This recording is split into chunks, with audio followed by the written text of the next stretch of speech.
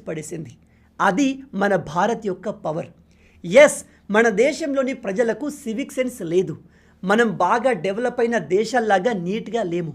కానీ మెల్లమెల్లగా మన దేశం కూడా మారుతుంది, అభివృద్ధి చెందుతుంది.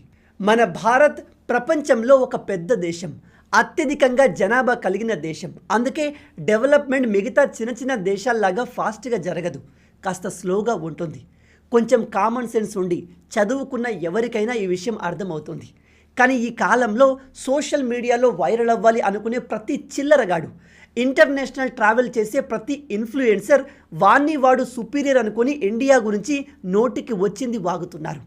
ఈ వీడియో వింటున్న నిజమైన దేశభక్తులకు చెప్తున్నాను, దేశం గురించి నోటికి వచ్చినట్టుగా మాట్లాడే ఇన్ఫ్లుయెన్సర్లు, యూట్యూబర్ల మాటల్ని పట్టించుకోకండి.